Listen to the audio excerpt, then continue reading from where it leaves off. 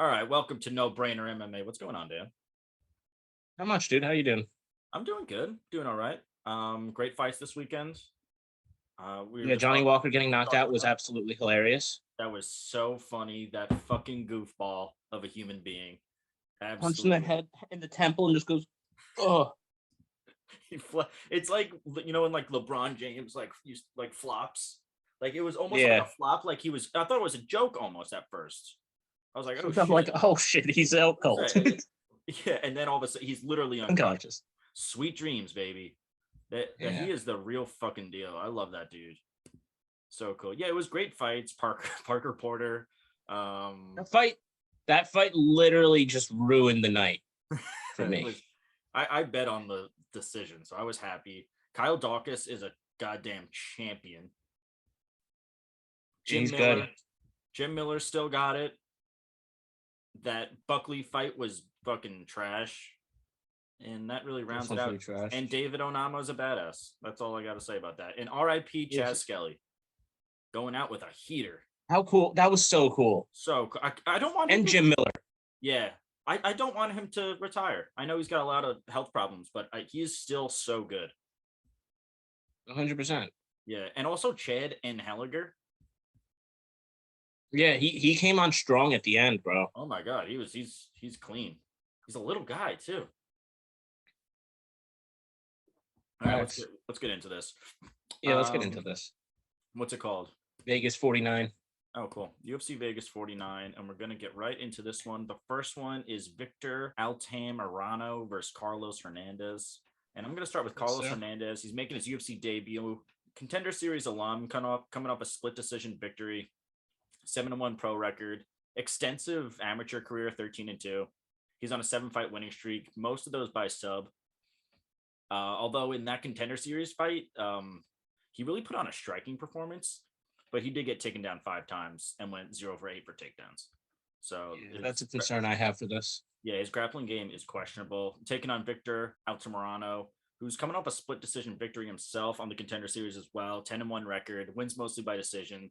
Submission, but submissions wins are closely behind that.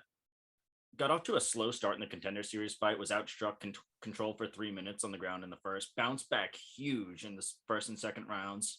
I mean, in the second and third rounds, and he outstruck his opponent 123-62 and went 4 for 8 on takedowns in those rounds. So he just did really great. Ended up pulling up a split decision. He's fought much better competition. He's a former LFA fighter. He fought there 9 times, and Hernandez fought there 1 time. So he just has far more experience. His cardio was great. He kept a crazy pace in that Contender Series fight. Both guys struggled with takedown defense, but I'm pretty sure Victor was far better at landing those takedowns. I'm pretty confident in Victor Altamirano in this one, so that's what I'm going with. Big underdog, first pick. Not big. Yeah, so he's a slight underdog, and I like him as a slight underdog. He all around looked good in his Contender Series fight. I was more impressed with him than Hernandez, honestly. I mean, Hernandez did look good himself, minus the takedown defense, but I really think that's going to be the stress of this fight. That's what I'm stressing for in this fight. Like, I like I don't know if he's going to be able to stop the takedowns and everything from Altamirano. Yeah, I totally agree. Good underdog pick for the first one. I would bet place a bet as soon as possible because I see these odds switching by Friday. Yeah. They're already trending the other way, so get it while you still can. And we're both going to agree. We're both going to go with Victor Altamirano, the underdog in the first one. We're going to move right into the next one, which is BRAHIMAJ versus Michael Gilmore. Yeah, I'm going to take BRAHIMAJ in this one. Gilmore just didn't show me much in his last fight against Petrosky. Short notice fight. He got beat up pretty good. Yeah. That was a couple months ago. Who knows what's going to happen now, but he is 34 years old, turning 35 soon. I don't know. I'm just not comfortable in a Gilmore pick. Yeah, he's not spring chicken. Yeah, I'm a lot more confident in BRAHIMAJ. I know he did lose to Court McGee in that last fight, but I forget who I took in that fight, but I saw that as a possibility. So yeah, we'll see what happens, but I think BRAHIMAJ is a pretty solid win right here. Yeah, I would agree that Michael Gilmore was controlled on the ground for a majority of that fight against Andre Petroski. He has a 6-4 record, 6-5 record if you count that tough loss. So Yeah. and he's got finished in all 4 of his losses and all by submission. And if you count that tough fight, I think it's 5. So he is prone to getting submitted. And God bless him for making it this far. He was a replacement on Tough. He's made it to the UFC, and he really doesn't have a real place here, with peace and love, of course. Yeah, I mean, I hope he does, but I don't know. Yeah. I just don't see it. No, I don't see it. BRAHIMAJ, he's taking this fight on short notice, by the way, 1-2 in the UFC. And I like his ceiling though. This is, yeah, I do too, and this is pretty cool. His only win is coming from Sasha Politnikov, and he like very eerily similar to Michael Gilmore. Both short, stocky guys, right? Very fast. Fast. They like to strike. They actually both have 6-4. Not fast. Yeah. And both lose mostly by submission. So I'm seeing like the same fight again. Like this is very similar matchup. And BRAHIMAJ was able to sub him in the first round, and he's actually finished all 9 of his wins by sub, and 8 of those subs were in the first round. And yeah, I'm definitely going with this one. It's just kind of put the pieces together right there. A BRAHIMAJ is at a -340 right now, but a BRAHIMAJ sub is probably, I don't know. I like BRAHIMAJ sub a lot. Yeah, maybe that'd be like my guess. Like a -115, something like that. So I would definitely put some money on that. I really like that bet for this week. But yeah, it's a nice little parlay filler. Yeah, cool. But yeah, we both have BRAHIMAJ in that one. That'll bring us to the next one. Alejandro Perez versus Jonathan Martinez. Yeah, Jonathan Martinez 3-2 in his last 5. Both losses, very close, split decisions, back and forth fight with Davey Grant, and Davey Grant's really doing well right now. So that's saying a lot. He's a BJJ blue belt, wins mostly by KO TKO, plus 0.7 striking differential, 72% takedown defense. Very hard puncher for a 135er. Striking very technical. Biggest downfall, he's missed weight a couple times. I think his weight cut is pretty difficult. Taking on Alejandro Perez. Thank you. 3-2 in his last 5, coming off performance of the night submission over Johnny Eduardo. He was on Latin American Tough season 1. I think he was the winner actually as well. And he's been in the UFC for 8 years, but 32 years old, in his prime, very well rounded, wins mostly by decision nowadays. My biggest problem is he doesn't do enough. He's a pretty low volume striker. Yeah, not at all. And I'm meaning I agree. Yeah, most fights that he fights in are very close, so they're tough to bet on just because like it's a very even matchup for most of the thing, because he just does enough out there. He doesn't like ever take it to the next level, and for that reason, I'm going to go Jonathan Martinez. I think Jonathan Martinez is like the odds don't make sense for it. I think it's a lot closer than like a -240 for Jonathan Martinez, but I'm going to side with him in this one. I don't know if I'll bet or anything like that. Yeah, no, I think it's about fair. I'm pretty confident Jonathan Martinez gets the win here. I know he got stopped by Davey Grant, but Davey Grant's kind of just on a crazy streak of just fucking people up, which has been pretty cool to watch. Besides his last two, but he's fought some good guys now. Just because he went on a crazy run. He fought Cheeto and Yanez, and the Yanez fight was super close. Exactly. He's the real deal, Davey Grant. But yeah, I like Jonathan Martinez a lot. His striking's crisp. He's got good movement. He's not like too short or anything. I like him in this fight. Yeah, he's got good head movement too. Always moving around. He's hard to hit. Yeah, 100%. Yeah, definitely like it. So we're both going to agree. We're both going to go with Jonathan Martinez in this one. We're going to move right into the next one, which is Jinyu Frey versus Hannah Goldie. Yeah, so Jinyu Frey, she was atom weight in Invicta for years. Now she's in the UFC fighting at 115. She did lose her first 2 to Kay Hansen and Loma Lookbooney, but since then she's beaten Gloria DePaula and Ashley Yoder. Yeah, in her last 2. So at first she was a little I wasn't expecting a lot because she is undersized, but at the end of the day, she looked good. She packed Hannah Goldie muscle nowadays. Yeah, no, she definitely atomweight days, and she was like really skinny, and now she's like fucking jacked. Yeah, I mean, it's a 10-pound difference. Yes. So she definitely added on to the size, which it seemed to help her a lot.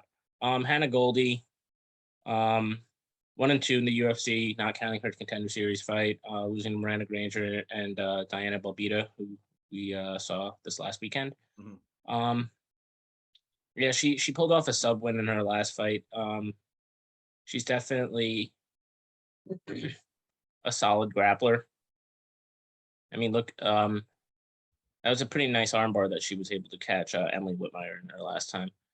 But yeah, she's probably going to look to take the fight down. Both of them actually, I could see taking the fight down. But I'm just going to rely on Jinh Fry's experience.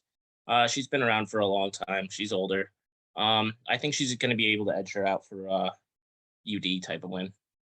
Yeah, this one's very close. Jinh Fry, very grappling heavy fight style, purple belt in BJJ, winning 8 of her 11 wins by decision. She's been outstruck in all 4 of her UFC fights. She's really grappling heavy, wrestling. She's got a -1.2 striking differential. She is a little undersized, but she definitely has gotten more stocky since like when she first joined the UFC like 4 fights ago. Taking on Hannah 100%. Goldie, 2-2. Coming off that that really good sub in the first round. Wins mostly by decision too. I can't imagine what the odds are for that. It's probably insane.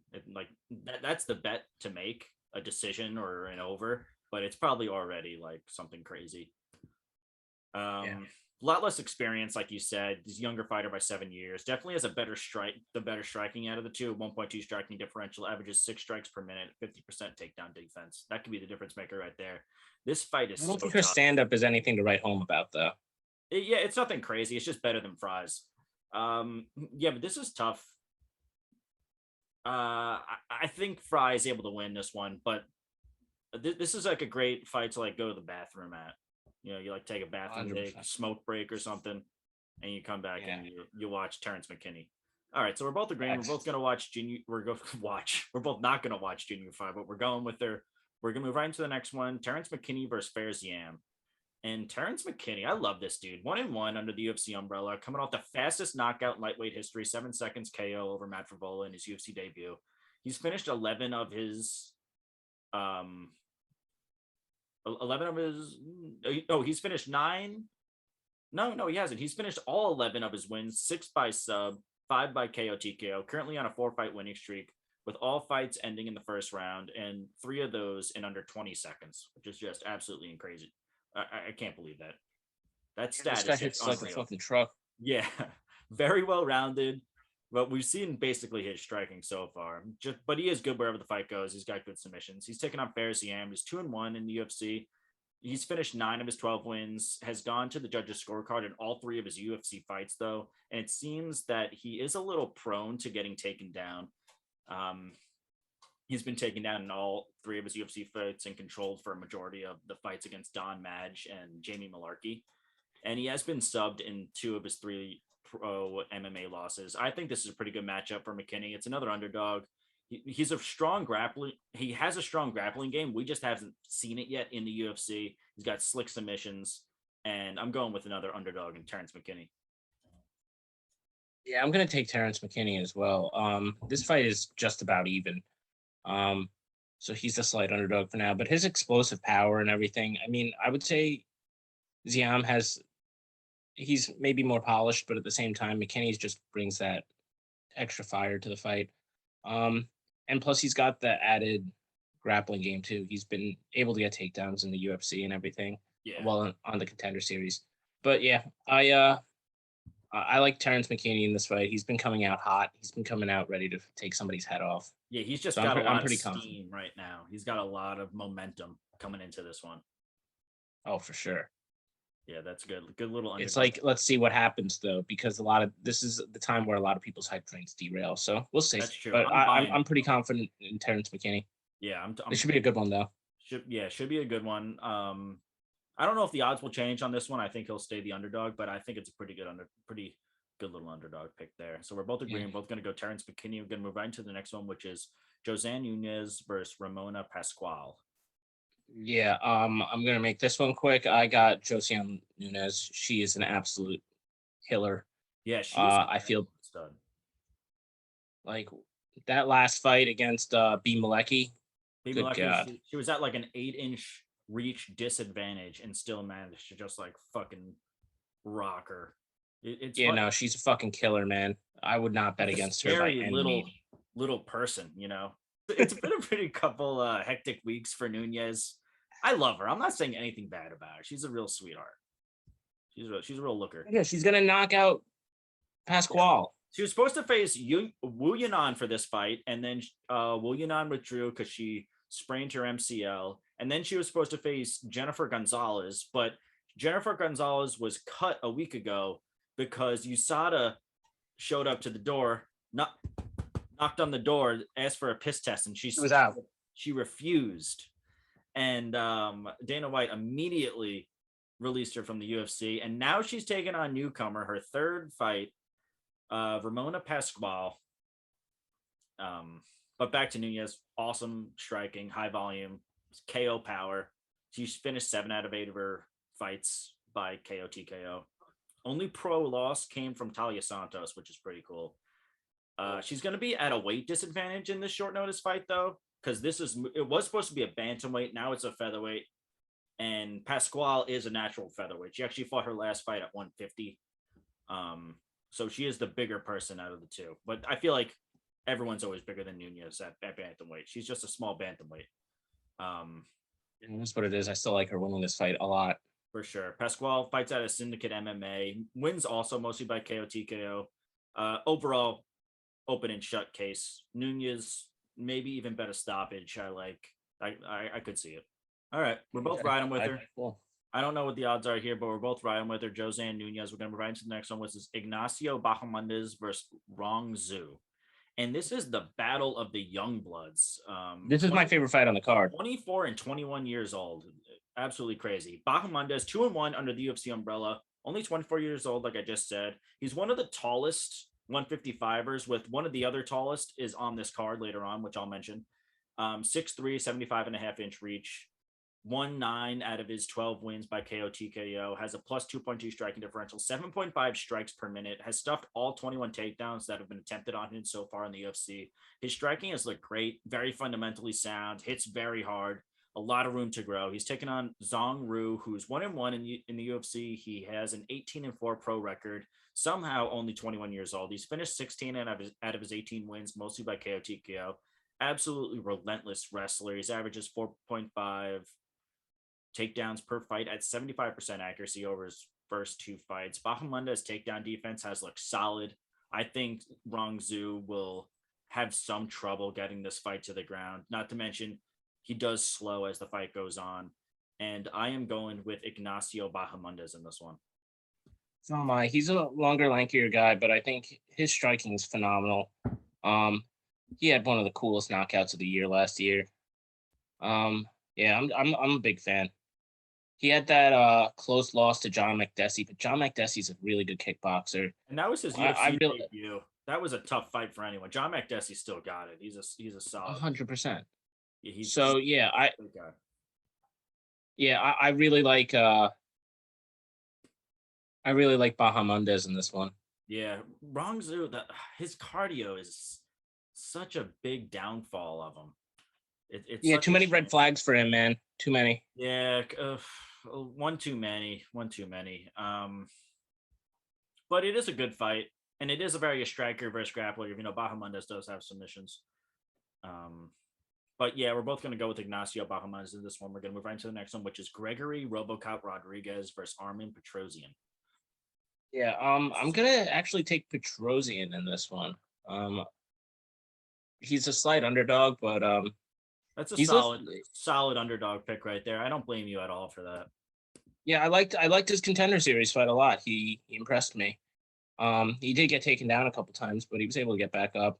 Yeah. Rodriguez, he's just a fucking, I don't know how that guy makes 185. He's a fucking beast. He's fucking beast, dude. He has the build of like a turtle. Yeah, I mean that last fight against Park was fucking sick. Like a ninja turtle. But yeah, at the end of the day, I'm gonna take Petrosian in this one. I see him eking out the dub. He might get a finish too.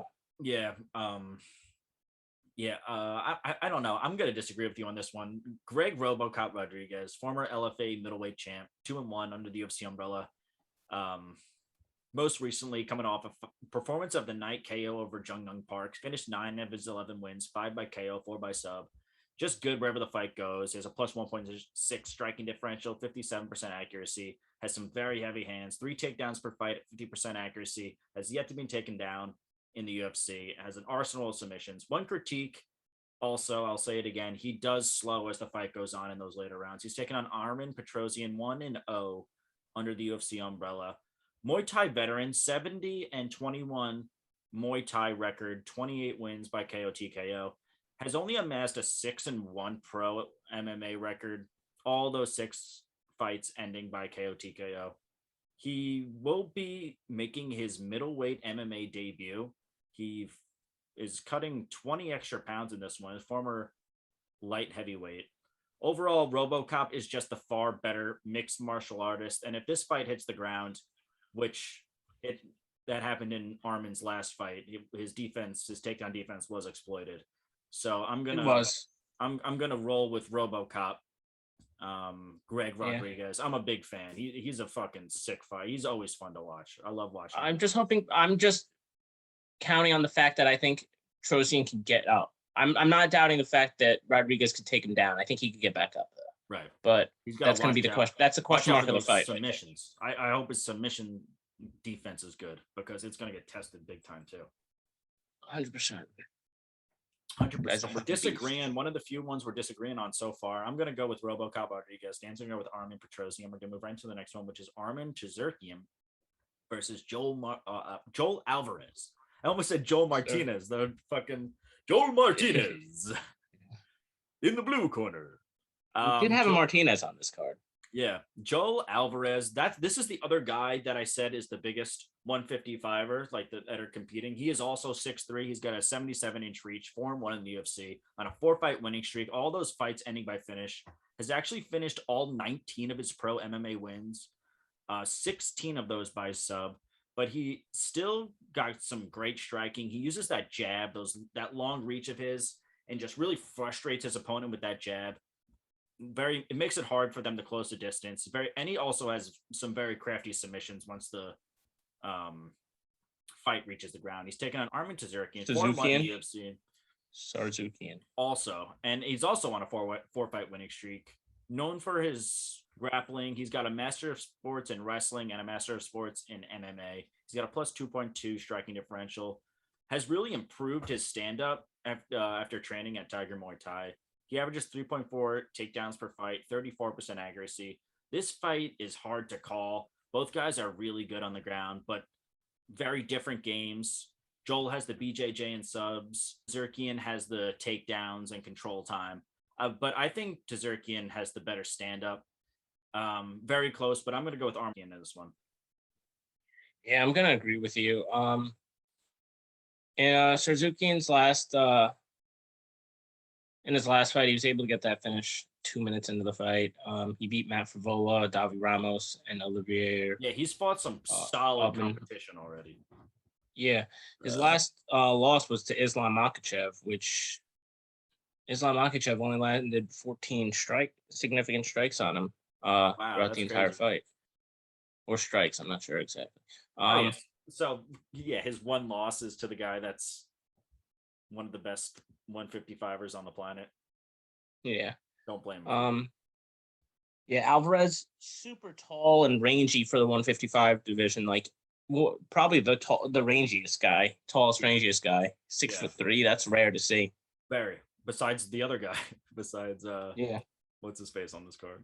He's gonna have a tremendous height advantage. But at the same time, I see Tzarukyan's able to kind of just like eke out the takedowns. You know, he won't get it on his first shot, but he'll get it on the second shot. Yeah.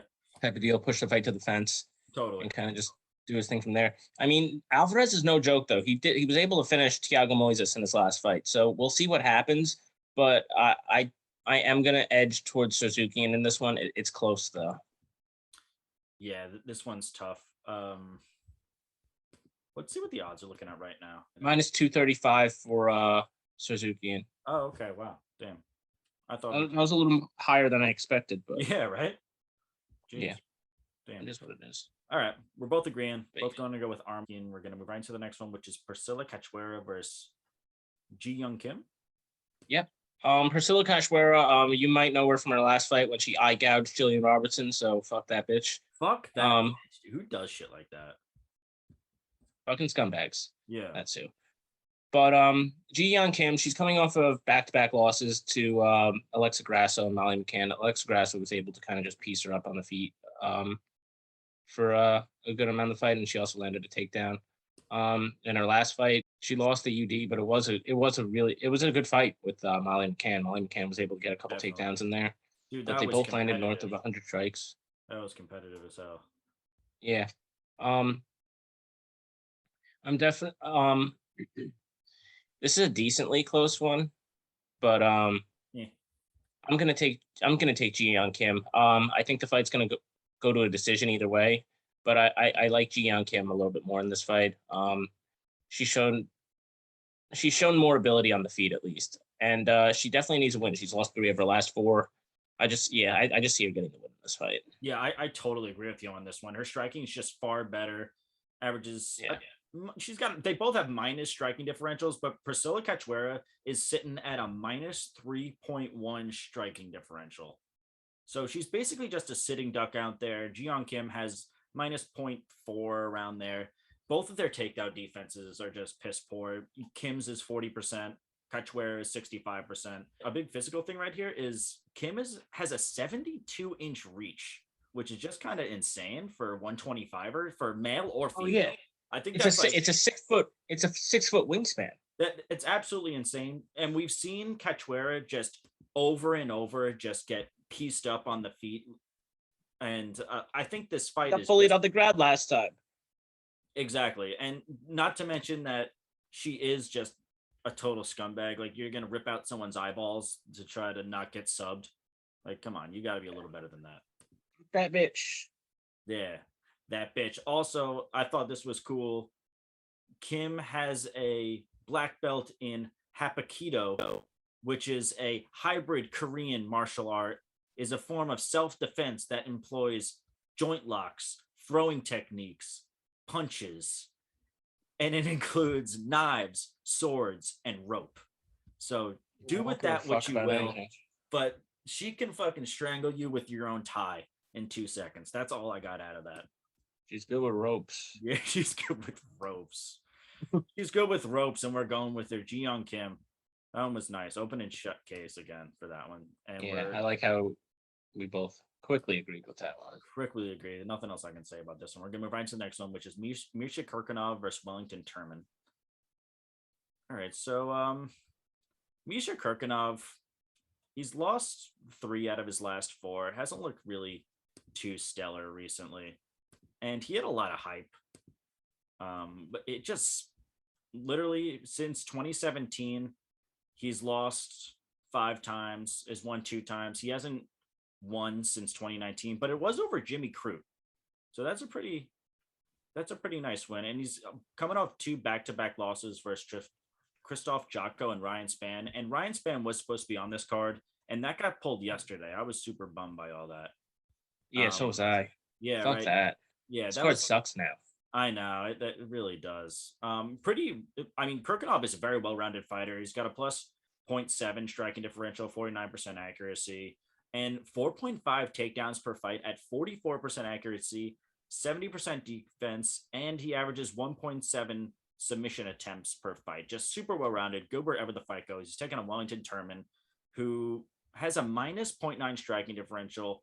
He's coming off a really close split decision fight, as you say, for all of these against Sam Alvey, who's lost his last 8 fights in a row.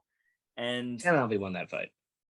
That was the one that was like, okay, if you're going to give Sam Alvey a win, just give him this one. We'll forgive you. He's a really good BJJ practitioner. He averages 2.2 takedowns per fight, 100% defense, takedown defense, has yet to been taken down in the UFC.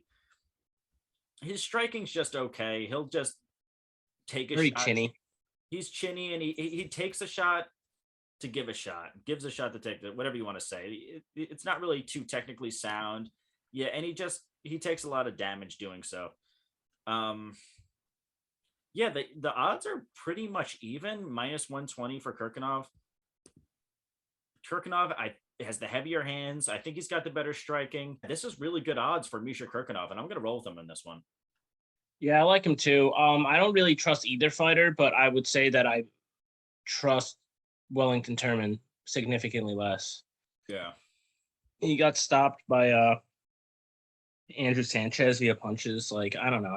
I can't trust that. Yeah, but then he fought Bruno Silva, who's a total fucking beast, and he's fighting Alex Pereira soon. You gotta watch out for that one. But it's gonna be a fun one. Yeah, it's gonna be a fun one. We might see a lot of grappling in this fight. Yeah, so probably. This fight's gonna be a lot on against the cage.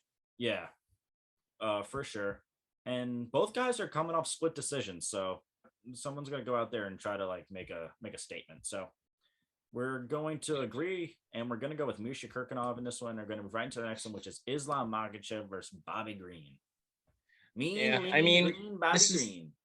This is pretty open and shut. I love Bobby Green. I'm a huge Bobby Green fan. We both had him winning that last fight against Nasrat Haqparast. That was 2 weeks ago. It's unreal. Can't believe he's Bobby Green. You can say that. Honestly, you could say that he hasn't fucking lost a fight in a while if you wanted to. I made that statement. And I know Connor supports that. But yeah, he's taking on possibly one of the next or the next lightweight champion in Islam Makhachev. This guy's just an absolute beast, suffocating pressure. What else can I say? Yeah. What else can I say? He's gonna... All you have to say is that Islam Makhachev is sitting at a minus 800 around, minus 750. Somewhere around there. Yeah. Bobby Green's taking this fight on a couple weeks notice. It's just not a great 2 weeks, maybe actually 2 week notice. Yeah, like a week and a half, 2 weeks notice. He's probably known about it for about 2 weeks. Mm-hmm. But yeah, I as much as I would like Bobby Green to win, I just don't see it happening. Islam's the real deal. It'd be cool to see the hype train kind of crash, but at the same time, Bobby Green is dealing with a whole new monster. Remember when Islam Makhachev fought Dan Hooker? And it's like, oh, I've never seen anyone do that to Dan Hooker. We could be seeing a similar situation with Bobby Green. Yeah, and then you got to look at the situation. Like Bobby, like who's better, Dan Hooker or Bobby Green? I'm a huge Bobby Green fan, but I think Dan Hooker is the overall the better fighter out of the two. No offense to Bobby. If they stood up, Bobby Green would win. You think so? Yeah. Really? Wow, that's crazy. That's crazy. I think Dan Hooker would win. That's a good fight though. Maybe we want to watch that instead. But yeah, Islam Makhachev is just a fucking absolute beast. He's on a 9-fight winning streak. His last 3 fights, all ending by sub. He's fought stellar competition. Drew Dober, Dan Hooker, Davi Ramos, Armin Tzarukyan, who's fighting. He only has 1 loss, and that was in 2015. And, it wasn't over good competition, but it was just, he was young and it happens and you learn from it. He's got a plus 1.5 striking differential, 58% accuracy, 70% striking defense, 3.4 takedowns per fight at 66% accuracy, and 88% takedown defense. Just good wherever the fight goes. He's so strong. Bobby Green, I will say this, I am going to bet on Bobby Green in this one, just because the odds are so crazy. And Bobby Green, you don't know what's going to, he's just on such a hot streak. What if this goes to decision? I mean, 2 out of his last 5, Makhachev has gone to decision. They were pretty. He's starting to finish fights a lot more consistently, though. Oh yeah, definitely. He ain't grinding out no decisions no more. He's really doing his thing, and it's seeing like all Islam Makhachev in this one. That's my pick, but just I would put a couple bucks on Bobby Green and just enjoy the Hope fight. He wins. Hope he knocks him out. I hope he wins too. I'm a huge fan of his. I can't say the same about Makhachev. He is good. He can get boring, and Bobby Green is just, you can never say that. You can't put boring and Bobby Green in the same sentence unless not at all is in front of it. So 100%. Yeah. God bless We're you, both taking Islam Makhachev. You're an American hero, Bobby Green, and we love you.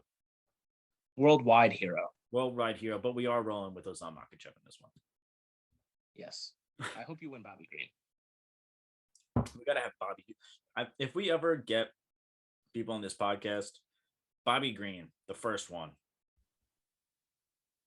That'd be cool. That'd be cool.